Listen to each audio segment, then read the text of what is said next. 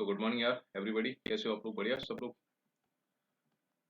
लोगों का वेलकम है। चलो, आज हम स्टार्ट कर रहे हैं हमारा ज्योग्राफी 11th क्लास का। अब आप बोलोगे वो तो मैं करा चुका हूँ। देखो मुन्ना, जो मैं कराया हूँ ना आपको, वो 11th क्लास का है इंडियन। आपको मैं अगर दिखाऊं, मेरे पीडीएफ में होगा, जस्ट से आपको इसमें दिख नहीं रहा होगा। एक है इंडियन फिजिकल, एक है इसमें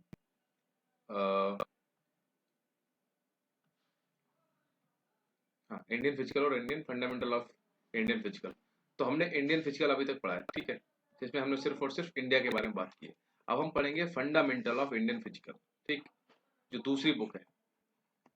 ये मैं इसलिए करा रहा हूँ क्योंकि सीडीएस आपका आने वाला है नेक्स्ट मंथ 16 अप्रैल को है, ठीक। और उसमें इस बुक से भी क्वेश्चन आते हैं। 12th की ज्योग्राफी मैं इसमें नहीं कराऊंगा, 12th वाली मैं जब आपको कराऊंगा, जब आप सीडीएस के बाद सीएपीएफ के लिए कराऊंगा, ठीक। Just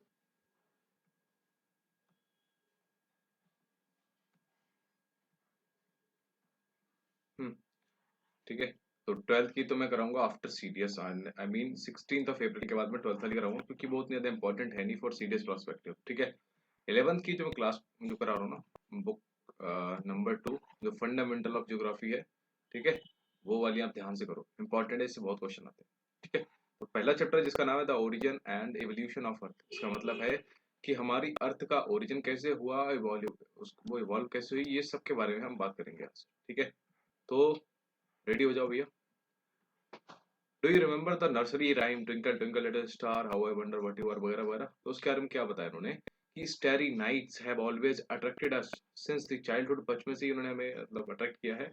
you may also have thought of these stars and had numerous questions in your mind, ठीक है। क्वेश्चन सच एज, क्या क्वेश्चन हो सकते हैं, लाइक हाउ मेनी स्टार्स, कितने हैं इस आसमान में। बचपन में करते थे, how did they come into existence, में कैसे आए, can one reach the end of the sky, क्या इसका भी अंत है क्या। maybe many more such questions are still there in your mind in this chapter। अब हम कुछ क्वेश्चन का आंसर लेंगे भैया, ठीक है। तो बचपन से नहीं मिला जवाब आपको, अब हम देंगे। चलो, पहला है early theories regarding the origin of अर्थ। तो पहले क्या थ्योरीज थी और कैसे उन्होंने बताया था कि ओरिजिन ऑफ अर्थ कैसे हुआ है, वगैरह वगैरह, उसके बारे में देखते हैं। तो नंबर दे रखा है कि a large number of hypothesis, ठीक, were put forth by different philosophers, जो बहुत लोग थे दार्शनिक एंड साइंटिस्ट, ठीक है, regarding the origin of earth, उन्होंने बहुत सारी चीजें रखी।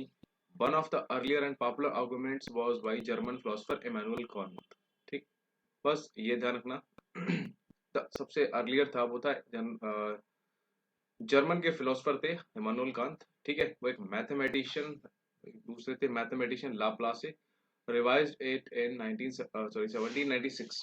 उसको बोलते हैं नेबुलर हाइपोथेसिस। बस ये पूछेगा कि नेबुलर हाइपोथेसिस किसने दिया, तो ध्यान रखना, इमैनुअल कांत, मैथमेटिशियन लाप्लास, ठीक। द हाइपोथेसिस क्या बता देती, ये हाइपोथेसिस बताती है, हाइपोथेसिस बोल सकते हो आपकी स्टडी, ठीक है।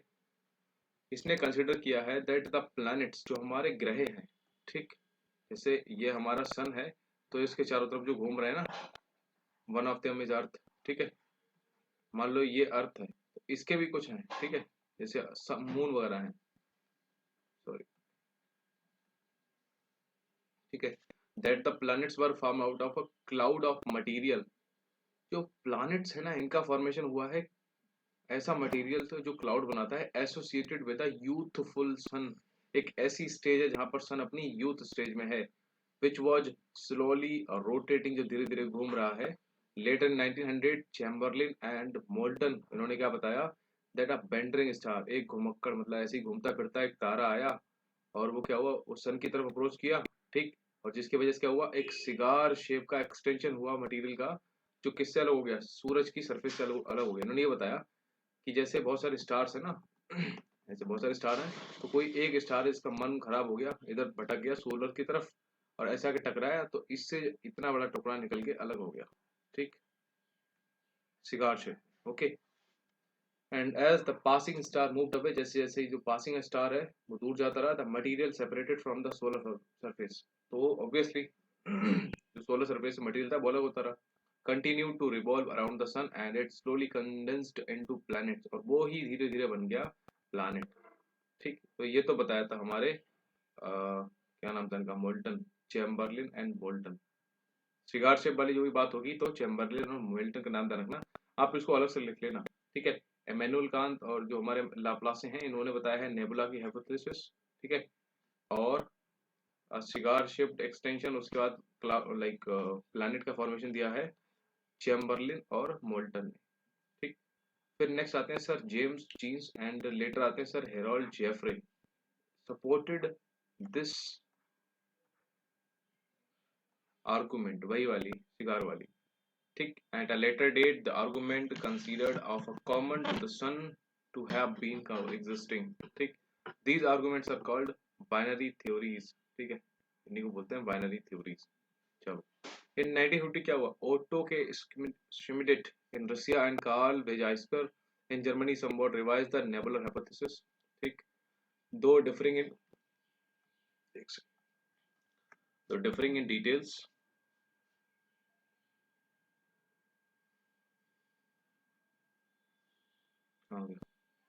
they considered that the sun was surrounded by solar nebula containing mostly the hydrogen and helium, ठीक। उन्होंने बताया हाइड्रोजन था और हीलियम था, along with what may be termed as dust। Rule थी the friction and collision of particles led to formation of a disk shaped cloud in the planets were formed through the process of assertion।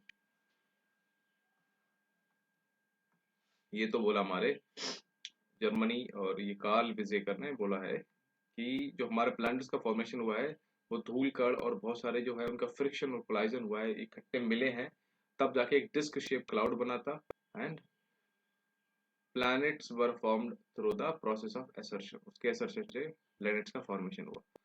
हालांकि scientist in letter period took up the problems of origin of universe rather than the just of earth of planets. अब बात होगी major, तो जो modern theory है सबसे ज्यादा important है ओरिजिन ऑफ द यूनिवर्स के बारे में। The most popular argument regarding the origin of the universe is the Big Bang theory, very important, ये वाली है आपकी, ठीक है। तो भैया याद रखनी है आपने big bang theory. It is also called expanding universe hypothesis, ये बिग बैंग थ्योरी का दूसरा नाम है, बोल सकते हो, ठीक। Edwin Hubble in 1920 provided evidence that the universe is expanding as time passes, galaxies move further and further apart, कि यूनिवर्स एक्सपेंड कर रहा है, गैलेक्सीज भी एक से एक दूर जा रही हैं, you can experiment and find what does the expanding mean. तो उन्होंने क्या किया, गुब्बारा लिया, ठीक है। उन्होंने एक एक्सपेरिमेंट कैसे करके बताया था कि मान लो एक गुब्बारा है फूला हुआ, ओके। तो उन्होंने गुब्बारे पे ना पहले छोटा था तो उन्होंने छोटे छोटे ऐसे डॉट लगा रखे, ठीक, ऐसे कुछ कुछ डॉट लगाए थे पूरे गुब्बारे पे। तो जैसे गुब्बारा फुलाते गए डॉट्स ना अपने आप में बड़े होते गए, ठीक। ऑब्वियसली हो जाएंगे, आप खुद से करते ना, ये बड़े हो जाएंगे बड़े होते जाएंगे, ठीक है। जितना बड़ा गुब्बारा करोगे ये डॉट्स भी बढ़ते जाएंगे, ठीक है। तो ऐसे उन्होंने बताया कि यूनिवर्स का एक्सपेंशन इस तरीके से हो रहा है, ठीक। लेकिन उन्होंने कुछ चीजें एक्सप्लेन नहीं कर पाया, वो क्या थी देखो दिखाते हैं। द पॉइंट भी बढ़ेंगे themselves are expanding, this is not in accordance with the fact, क्योंकि फैक्ट ये बोल रहा है जो पॉइंट हैं प्लैनेट्स हैं वो नहीं बढ़ रहे हैं, बस गैलेक्सीज बढ़ रहे हैं, मतलब जो हमारा यूनिवर्स है वो एक्सपेंड हो रहा है। साइंटिस्ट बिलीव दैट दो the space between the galaxies, उनके गैलेक्सीज के बीच का जो स्पेस है वो बढ़ रहा है। Observations do not support the expansion of galaxies, galaxies नहीं बढ़ रही, वो स्टेबल है। So the balloon example is only partially correct है, आधा ही correct। खैर, the big bang theory considers the following stages in the development of the universe, ठीक। तो सबसे पहले क्या था इन द बिगिनिंग, देखो ये स्टेजेस थे बिग बैंग थ्योरी के, पूछ लेगा। In the beginning, all matter forming the universe existed in one place in the form of a tiny ball, ठीक है, singular atom with an unimaginably small volume, infinite temperature and infinite density। मतलब starting में जो सारा matter है ना universe, वो कहाँ एग्जिस्ट करता था, एक टिनी बॉल, एक छोटे से सिंगुलर एटम में लाइक रहता था, जिसका क्या था जिसको हम इमेजिन नहीं कर सकते कितना वॉल्यूम होगा, इनफाइनाइट टेम्परेचर उसका, इनफाइनाइट डेंसिटी उसका, घनत्व कितना, हमें कुछ नहीं पता। सेकंड स्टेज था कि at the big bang the tiny ball, जो छोटी सी बॉल थी सिंगुलर एटम, वो एक्सप्लोड हुआ, वो फटा वायलेंटली बुरी तरीके से, this led to a huge expansion, ठीक है। And it is now generally accepted that the event of big bang जो कब हुआ था, प्लेस 30.7 बिलियन ईयर्स अगो, देख रहे हो कितने बिलियन साल पहले हुआ था, before the present, so the expansion continues even to the present. और ये बता रहे हैं कि जो बिग बैंग एक्सप्लोजन उस टाइम पे हुआ था वो आज की डेट तक चल रहा है। एंड एज इट ग्रो, जैसे जो बढ़ रहा है, some energy was converted into the matter, कुछ एनर्जी थी वो पदार्थ बन गई, ठीक है। And there was particularly rapid expansion within fractions of a second after the bang, ठीक, धमाके के बाद बहुत ज्यादा एक्सपेंशन हुआ, and thereafter the expansion has slowed down, obviously धीरे धीरे स्लो डाउन हो गया। within his first 3 minutes from the big bang event the first atom began to form, तो ऐसे उन्होंने बताया सेकंड स्टेज। नेक्स्ट बता रहे हैं कि विद इन 3 लाख ईयर्स का दाई सैकड़ा हजार हजार लाख 3 साल में from the big bang temperature dropped, फिर धीरे धीरे टेम्परेचर कम हुआ 4500 केल्विन, ठीक, and gave rise to atomic matter, the universe became transparent, उस टाइम पे यूनिवर्स हमें ट्रांसपेरेंट दिखने लगा दोनों साइड से, ठीक है।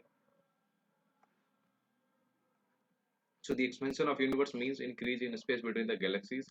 An alternative to this bay holds concept of steady state, ठीक, गैलेक्सीज और उनके बीच का जो भी है उसका अगर अल्टरनेटिव ढूंढा जाए तो वो है होल्स का concept of steady state.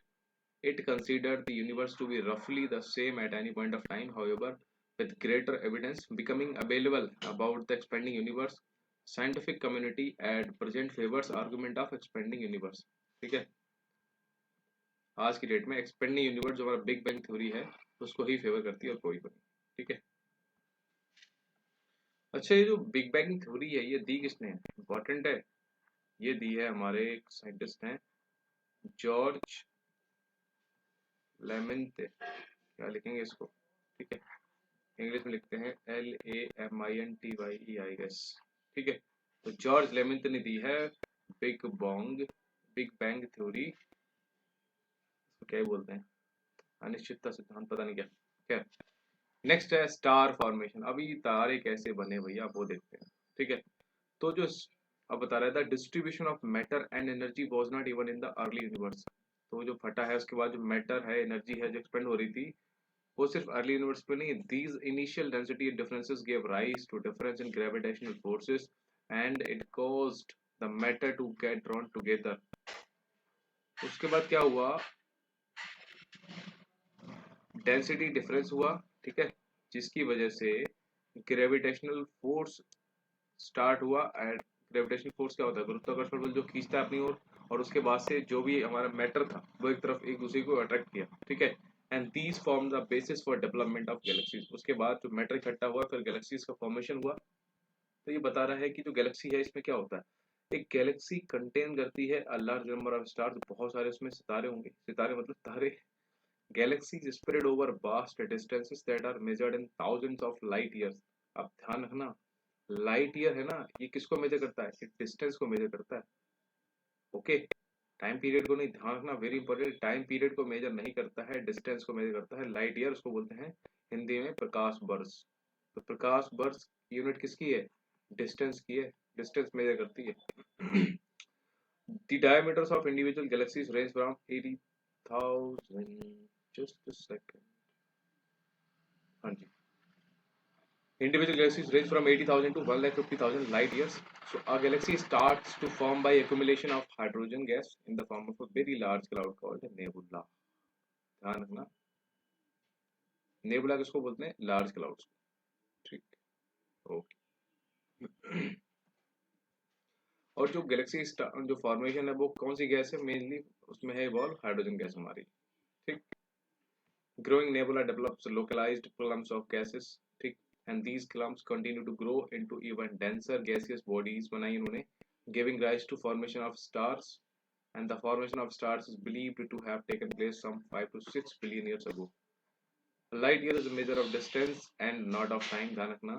Light travels at a speed of 3 into 10 to power 8, 1 2 3 4 5, अच्छा, इन्होंने किलोमीटर में दे रखा है 3 स्टूडेंट का, और 5 किलोमीटर पर सेकंड, या फिर मीटर करना है 3 स्टूडेंट की पावर 8 मीटर पर second, alright.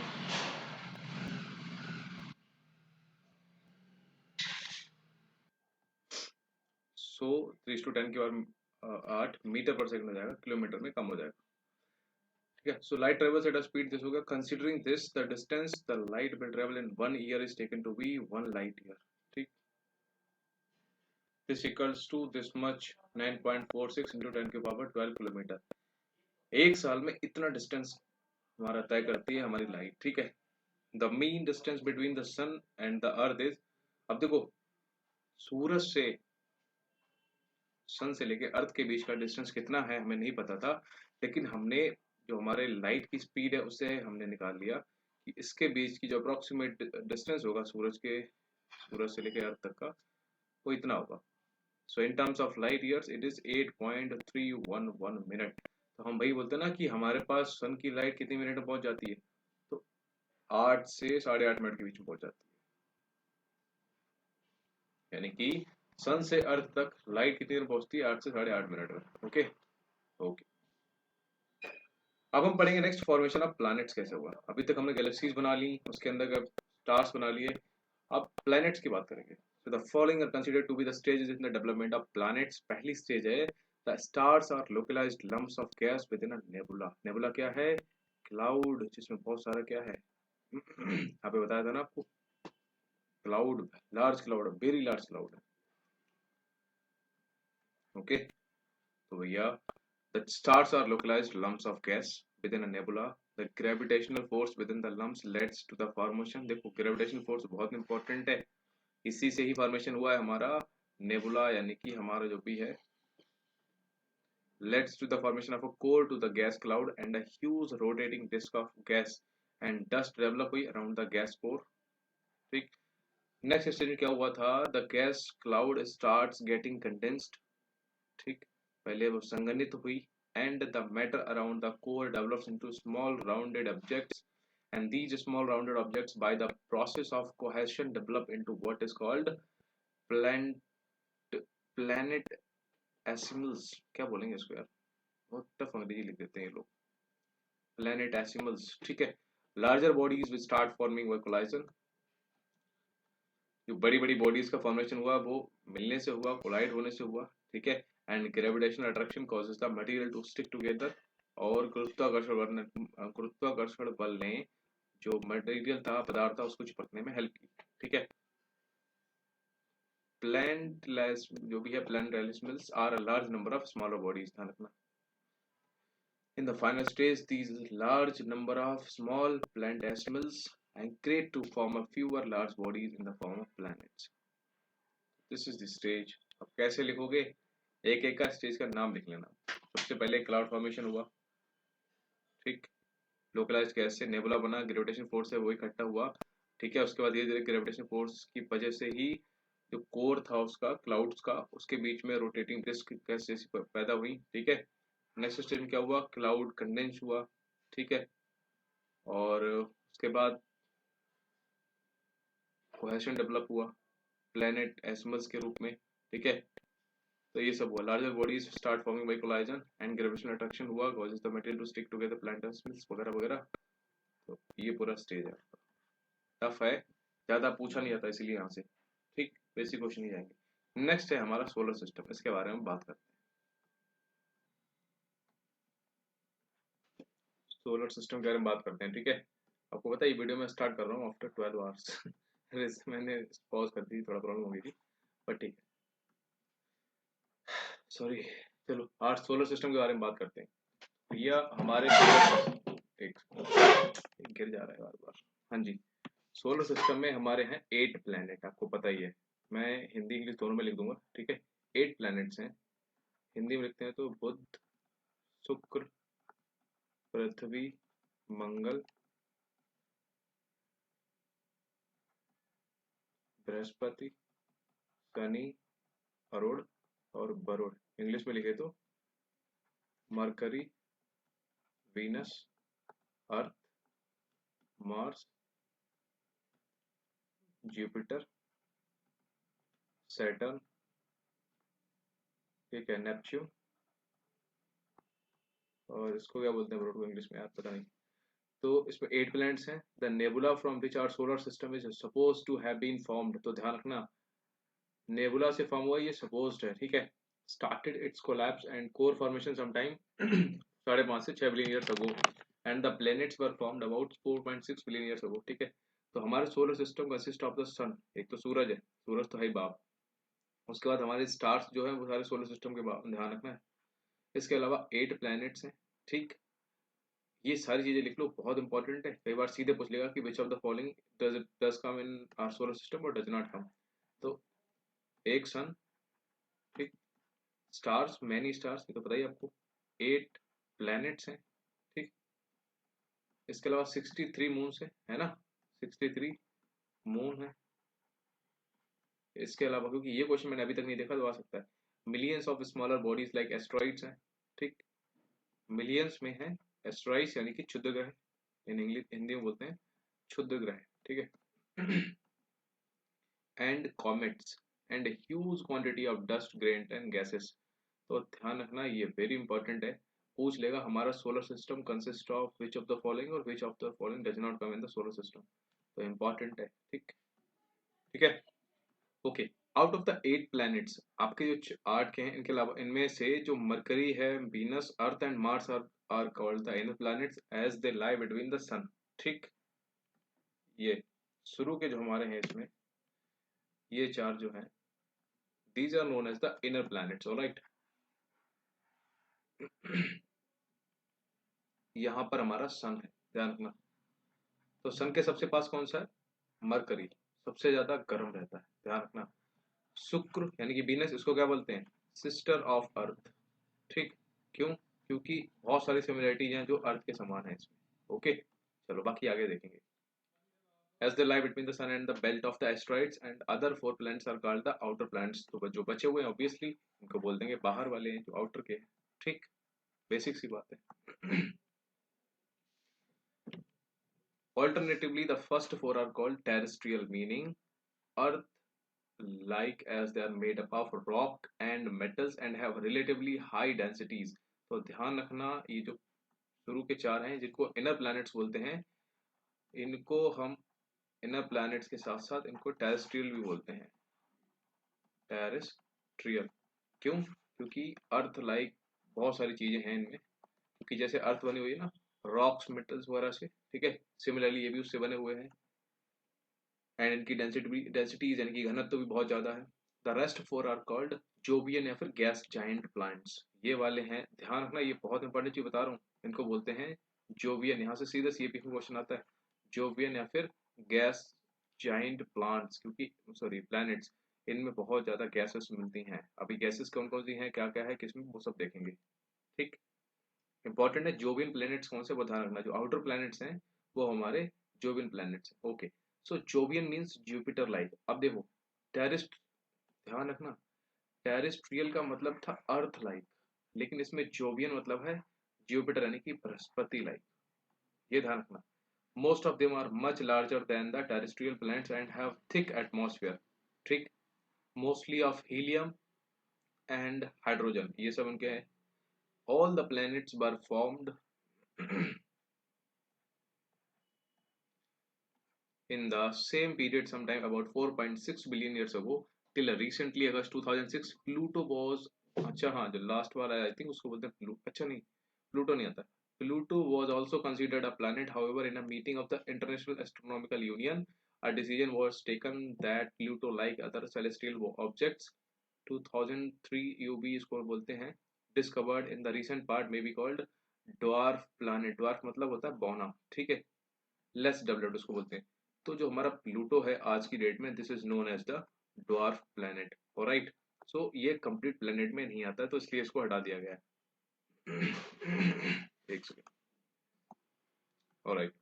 So the difference between terrestrial and Jovian planets can be attributed to the following conditions. अभी देखते हैं हम टेरेस्ट्रियल एंड जोवियन के बीच में डिफरेंसेस क्या क्या है, ऑलराइट, ठीक है। So first one is कि the terrestrial planets were formed in the close vicinity of the present parent star, ठीक, where it was too warm for gases to condense to solid particles, and Jovian party planets were formed at quite a distant location। अब देखो सूरज के सबसे पास में ये है हमारे inner planets, terrestrial planets, अभी ये देखो बहुत ज्यादा हॉट रहेंगे, क्यों, क्योंकि इनके पास मैक्सिमम हीट आएगी from the sun directly, but चूंकि ये जो हमारे जोवियन प्लैनेट्स हैं जिनको आउटर प्लैनेट्स बोलते हैं वो सूरज से दूर हैं, तो इनको कंडेंस होने में टाइम लगा, ये स्लोली स्लोली हुए जबकि ये बहुत जल्दी कंडेंस हो गए थे, ठीक। नेक्स्ट है द सोलर विंड, ठीक है, जो सूरज की हवाएं हैं वो most intense near the sun obviously, so it blew off lots of gas and dust from the terrestrial planets, ठीक, तो वही है जहाँ पे धूप पड़ेगी वो चीजें वहां से उड़ा के लेके जाएगी, मतलब इनसे जो डस्ट है बहुत सारी, वो सारी गैसेस वगैरह यहाँ से जा चुकी हैं, ठीक। इनको गैस जाइंट क्यों बोलते हैं? क्योंकि ये दूर है किससे, सन से, इसलिए इनकी गैसेस इनके पास बची हुई हैं। अगर गैस मतलब इनके पास ज्यादा सनलाइट पहुंचती तो इनकी भी गैसेस वो कर जाती हैं, उड़ जाती हैं इनके प्लेनेट से। इसीलिए इनको बोलते हैं गैस जाइंट प्लैनेट, जबकि इनको बोलते हैं टेरेस्ट्रियल। इनके पास गैसेस हैं, सॉरी इनके पास गैसेस कम है, ठीक। The solar winds were not all that intense to cause similar removal of gases from the Jovian planets, यानी कि outer planets. Got it? ठीक। थर्ड है the terrestrial planets are smaller, को पता ही है ये छोटे हैं, and their lower gravity could not hold the escaping gases, ठीक। ओके, चंद्रमा की बात करते हैं। The moon is the only natural satellite of the earth, very important. Which is the only natural satellite of the earth? Option is earth, sorry moon. Like the origin of the earth, there have been attempts to explain how the moon, just a minute, sorry.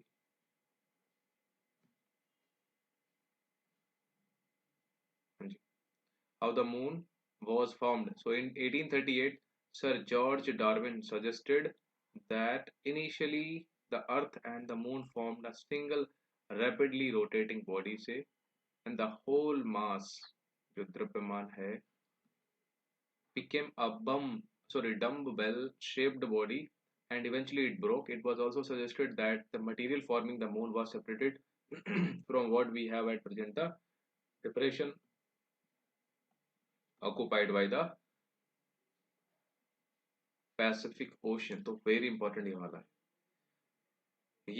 हमारा जो Pacific ocean में जो अभी तक हमें material मिलता है ना, अभी ये बात भी आ रही है कि पैसिफिक ओशन जो हमारा मून फॉर्मेशन है ना, उसमें जो मटेरियल यूज्ड है वो हमारा पैसिफिक ओशन में भी मिला हुआ है, ठीक। इंपॉर्टेंट है ध्यान रखना। However, the present scientists do not accept either of the explanation, so it is now generally believed that the formation of the moon as a satellite of the earth is an outcome of giant impact of what is described as the big splat, ठीक। A body of the size of 1 to 3 times that of Mars collided into the earth। अभी कोई एक body जो Mars यानी कि मंगल ग्रह की 3 गुनी थी, वो अर्थ से टकराई sometime shortly after the earth was formed। So it blasted a large part of the earth into space, and this portion जो space में जो part चला गया था उसका, अर्थ का, this portion of blasted material then continued to orbit the earth and eventually formed into the present moon about 4.4 billion years ago। तो भाई बता रहा है कि भाई मून बन गया है, इसलिए बहुत सारी चीजें सिमिलर है मून में अर्थ के बराबर, कुछ चीजें डिफरेंट है वो बताएंगे आपको, ठीक है। इवोल्यूशन ऑफ अर्थ, अब देखते हैं हमारी अर्थ का इवोल्यूशन कैसे हुआ, ठीक। तो do you know that the planet earth initially was a barren, obviously barren थी, रॉक की थी, पथरीली थी, and hot object with a thin atmosphere of hydrogen and helium सिर्फ था यहाँ पे, ठीक। And this is far from the present picture of the earth, hence there must have been some events process बहुत सारे हुए होंगे which may have caused this change from rocky barren and hot earth to a beautiful planet with ample amount of water and conducive atmosphere for favoring the existence of life। So in the following section you will find out how the period between 4600 million years and the present led to the evolution of the life on the surface of the planet। इन सब के बारे में we'll see। So भैया the earth has a layered structure, ठीक, from the outermost end of the atmosphere to the center of the earth, ठीक। the material that exists is not uniform। अच्छा, अर्थ में सबसे ज्यादा फाउंड होने वाला मेटल क्या है ये बताओ आपको, एलिमेंट क्या? अच्छा, क्या वो ऑक्सीजन है? एलिमेंट है ऑक्सीजन। और मेटल की बात करें तो वो है एल्यूमिनियम। ये केमिस्ट्री का पार्ट है, मैं आपको याद दिला दूँ। From the outermost end of the atmosphere to the center of the earth, the material that exists is not uniform। Obviously, हमारी अर्थ है, ऊपर जो बहुत सारा एटमॉस्फेयर है, तो इनके बीच में अगर बात की जाए, एक तो लेयरिंग में है बहुत सारी चीजें, ठीक है। आप लेयर कभी ना सुनो, क्रस्ट, मेंटल कोर, ऐसे ऊपर भी लेयर है, ट्रोपोस्फेयर, स्ट्रेटोस्फेयर, एटमॉस्फेयर में। इसके अलावा जो मटेरियल है वो भी डिफरेंट डिफरेंट है, ठीक है। So the atmosphere material has the least density from the surface to deeper. ऊपर से नीचे जाओगे तो आपको the atmospheric matter has the least density, ठीक, कम से कम डेंसिटी मिलेगी।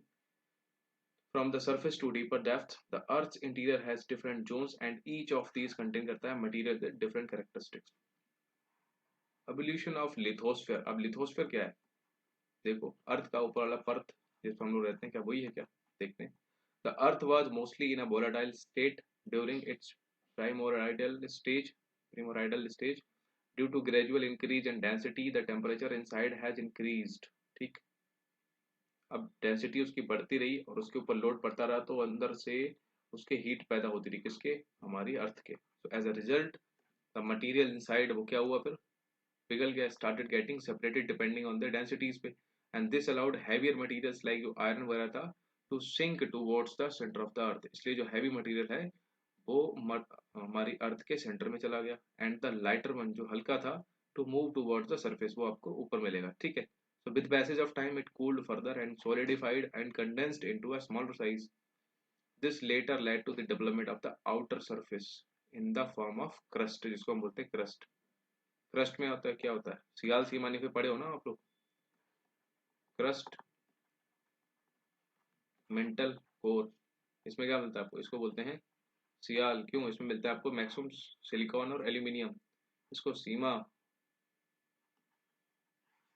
सिलिकॉन और मैग्नीशियम, और इसको निफे यानी कि निकेल और लोहा, ठीक।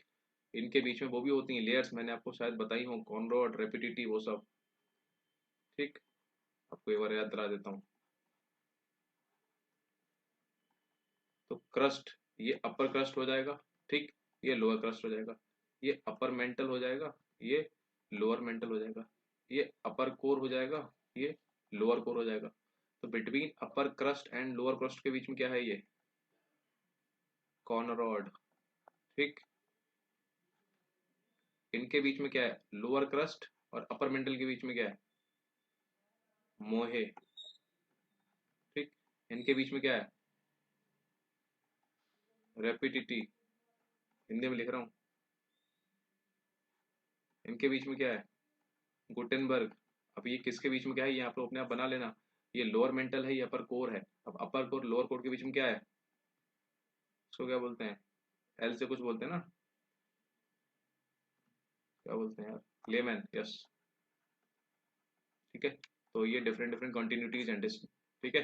तो ध्यान रखना, ये इंपॉर्टेंट है, इससे क्वेश्चन सीधा पूछाता है कि बिटवीन अपर क्रस्ट एंड, या पूछ लेगा लोअर मेंटल और अपर कोर के बीच में कौन सी है डिसकंटिन्यूटी, तो उसको बोलते हैं गुटेनबर्ग। और ये मैंने कैसे याद किया, इसकी ट्रिक है, कुमारी गर्ल, कुमारी गर्ल, ऐसे बना लो गर्ल। का से कॉनरॉड, मा से मोहे, रा से रेपिडिटी, गा से गुटेनबर्ग, ला से लेमन, ठीक। बाकी क्रस्ट मेंटल कोर तो आपको पता ही है, इनको बना दो upper lower, upper lower, upper lower, खत्म, ठीक है यार। चलो, during the information of the moon due to the giant impact, the earth was further heated up, and it is through the process of differentiation that the earth forming material got separated into different layers. Starting from the surface to the central parts, we have layers like the crust, mantle, and outer core and inner core. From the crust to the core, the density of the material increases. ध्यान रखना, density बढ़ती जाएगी जितना आप नीचे जाओगे, ठीक है। We shall discuss in detail the properties of each of this layer in the next chapter, पढ़ेंगे जो भी है। Evolution of atmosphere and hydrosphere, hydrosphere यानी कि हमारा वातावरण, एटमॉस्फेयर, सॉरी एटमॉस्फेयर वातावरण, हाइड्रोस्फेयर हमारी की जल का आइटम है। The present composition of earth atmosphere is chiefly contributed by nitrogen 78%, oxygen 21%, ठीक। You will be dealing with the composition and structure of earth atmosphere next chapter में। There are three stage in the evolution of the present atmosphere. The first stage क्या आती है हमारे atmosphere formation में, marked by the loss of primordial atmosphere. Second stage में क्या था, पहली पहली स्टेज में लॉस हो गया था प्रीमोरडल एटमॉस्फेयर। सेकेंड स्टेज में the hot interior of the earth contributed to the evolution of the atmosphere. Finally, the composition of the atmosphere was modified by the living world through the process of photosynthesis, जिसको हिंदी में बोलते हैं प्रकाश संश्लेषण, ठीक है। इससे food अपना, sorry, पेड़ अपना फूड बनाते हैं, ठीक। The early atmosphere with hydrogen and helium is supposed to have been stripped off as a result of their solar winds. This happened not only in the case of Earth but also in all the terrestrial planets. सबके case में यही हुआ है, ठीक। Hydrogen and helium वाला जो कि उड़ गए हैं, which were supposed to have lost their primordial atmosphere through the impact of the solar winds, की वजह से उनका पहले का एटमॉस्फेयर था वो खत्म हो गया था। So during the cooling of the earth, जब अर्थ ठंडी हुई, gases and water vapor were released from the interior solid earth, ठीक। So this started the evolution of the present atmosphere. तब जो गैसें निकली वो जाके हमारे रुकी हुई हैं because of the gravity. The early atmosphere largely contained water vapour, nitrogen, CO2 आपको पता ही है, methane, ammonia and very little of free oxygen. ठीक। The process through which the gases were outpoured from the interior is called degassing. ध्यान रखना, degassing कौन सा process है? इस प्रोसेस के विच इसके प्रोसेस के through the gases were outpoured from the interior is called, gases हमारे पृथ्वी के अंदर से निकली थी उसको बोलते हैं डीगैसिंग। ध्यान रखना, डीगैसिंग मतलब गैसों का बाहर निकलना, कहाँ से? अर्थ से, बस। Continuous volcanic eruptions, it is contributed water vapor and gases in the atmosphere. As the earth cooled, the water vapor released started getting condensed. ठीक, जैसे जैसे अर्थ ठंडी हुई तो वाटर वेपर जो निकल रहा था वो कंडेंस हुआ, वर्षा हुई तो CO2 and the atmosphere got dissolved in rain water। ठीक, and the temperature further decreased। अब रेन वाटर जब बारिश होगी तो टेम्परेचर डाउन होगा, causing more condensation, और ज़्यादा संघनन हुआ एंड और ज़्यादा बारिश हुई, and the rain water falling onto the surface ठीक got collected in the depressions to give rise to the oceans। इतनी बारिश हुई कि भाई समंदर भर गए। So the Earth's oceans were formed within 500 million years from the formation of the Earth। अर्थ के फॉर्मेशन के बाद से लगभग 500 साल बाद, 500 लाख साल बाद ये फॉर्म हुआ। This tells us that the oceans are as old as 4,000 million years, sometime around 38 million years ago। So life began to evolve, however, around 2500 to 300 million years before the present, the process of photosynthesis got evolved। Life was confined to the oceans for a long time। ठीक, life was confined to the oceans for a long time। Oceans began to have the contribution of oxygen through the process of photosynthesis। ठीक, oceans ने contribute किया था। Eventually oceans were saturated with oxygen and 2000 million years ago oxygen began to flood the atmosphere। फिर हमारे atmosphere में oxygen आ गई थी। ये जो है ना, ये स्टेज यहाँ पे बस इंपॉर्टेंट है, बाकी कुछ नहीं है। इसमें आपको कुछ याद नहीं रखना है, बस एक बार ऐसे देख लो। ये पहले याद रख लो, इयॉन्स, एरा, पीरियड, एपोक, एज और अभी इवेंट्स। तो सबसे बड़ा जो है वो है एयोन, उससे छोटा एरिया, उससे छोटा है पीरियड, उससे छोटा एपोक। तो ये सब एक पैटर्न है, ध्यान रखना। ये क्वेश्चन सीधे पूछा गया है कि जियोलॉजिकल टाइम स्केल के अकॉर्डिंगली आप लगाओ सबसे ज्यादा टाइम पीरियड किसका था। अब देखो इसका ही देखो, एयोन्स का टाइम पीरियड कितना चल रहा है, ये देखो ऊपर जीरो, जब से अर्थ शुरू हुई तब से देखो। ठीक है, टाइम पीरियड जीरो शुरू हो रहा है और ये कहाँ तक गैप खत्म हो रहा है, ये गैप यहाँ तक जा रहा है, देखो नीचे यहाँ पे खत्म हो रहा है। ये कितना है? 570 मिलियन। देखो कितना लंबा चल रहा है, जीरो से 570 मिलियन टाइम तक। ये इयोन का टाइम है, तो इयोन सबसे बड़ा है। ठीक। उसके बाद एरा सबसे बड़ा है, ये देखो जीरो से दिस मच टाइम तक, फिर 65 मिलियन। तो ये लिखा हुआ है terminology, Eoin, era, period, epoch, फिर एज। आप ये भी याद रख सकते हो। ठीक है, सबसे पहले सबसे पहले ओरिजिन हुआ यूनिवर्स का, फिर सन का। ठीक है, फिर atmosphere are rich in the CO2।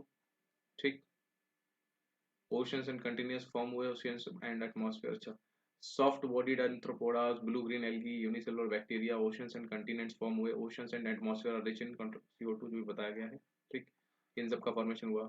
फिर marine invertebrate, no terrestrial life नहीं थी उस टाइम पे। पहली fish, first trace of life on land planets. ठीक, फिश थी।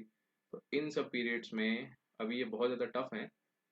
ये देखो, जुरासिक, एज ऑफ डायनासोर। ठीक है, उससे पहले ट्रायसिक, फ्रॉक्स एंड टर्टल्स। ठीक, आज की डेट में क्या है? Modern man. ठीक है, होमोसेपियंस हमारे वो थे, प्लेस्टोन, प्लेस्टीशोन पीरियड था, क्वांटरनरी थी। अब ये इंपॉर्टेंट ज़्यादा नहीं है लेकिन ठीक है, पढ़ लो आप ऐसे ही करके। एक बार ये देख सकते हो कि टर्शरी पीरियड में ये सब थे, एंथ्रोपोडा, रैबिट्स, घोड़ी, small mammals, rats, human ancestor, ये सारे के सारे किसमें थे? टर्शरी में थे। ठीक है, तो ये सारी चीज़ें। अब बाकी देखते हैं हम नेक्स्ट वाला, that is origin of life कैसे हुई थी, उसका हमारा चैप्टर खत्म है। बहुत बोरिंग चैप्टर है यार। The last phase in the evolution of the earth relates to the origin and evolution of life. It is undoubtedly clear that initially the Earth or even the atmosphere of the Earth was not conducive for the development of life. Yes, starting में नहीं थे। So modern scientists refer to the origin of life as a kind of chemical reaction way which was मैंने आपको I think ये chemical reaction पढ़ाई भी है, I think in chemistry अभी हुआ बता रहा था, तब ये आया था। क्योंकि कुछ बना रहे थे कोई साइंटिस्ट, उन्होंने कुछ वैसा माहौल बनाया था, ठीक है। खैर बताएंगे जब दोबारा पढ़ेंगे। Which first generated complex organic molecules and assembled them. This assemblies was such that they could duplicate themselves, converting inanimate matter into living substance. So the record of life that existed on this planet in different periods is found in rocks in the form of fossils. The microscopic structures closely related to the present form of blue algae have been found in geological formation much older than some 3000 million years. So it can be assumed that life began to evolve sometime 38 million years ago. ठीक? So the summary of evolution of life from unicellular bacteria to the modern man, एक कोष के bacteria से आज की date में modern man is given in the zoological time, जो बता चुका हूँ आपको। ठीक है, चैप्टर हमारा खत्म होता है। मल्टीपल क्वेश्चंस में पहला है कि which one of the following figure represent the age of earth. Age of earth क्या थी? 30.7 बिलियन ईयर्स अगो, ये है ना। Which one of the following has the longest duration, आपको बताया था ना, योन, एरा, पीरियड, वॉक, ये सब देख लेना। Which one of the following is not related to the formation और modification of the present atmosphere? Solar winds, degassing, ये तो था। फोटोसिंथेसिस, डिफरेंशिएशन, ये भी था। सोलर विंड्स और फोटोसिंथेसिस में क्या नहीं था? ये भी था, ये नहीं था I guess. Which one of the following represent the inner planets? Planets between the sun and the earth, या फिर planets between the sun and the belt of asteroids?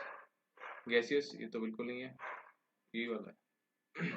Life on the earth appeared around how many years before the present? कितना लग रहा है आपको? मेरे को ये 30.8 3.8 लग रहा है, बाकी पता नहीं।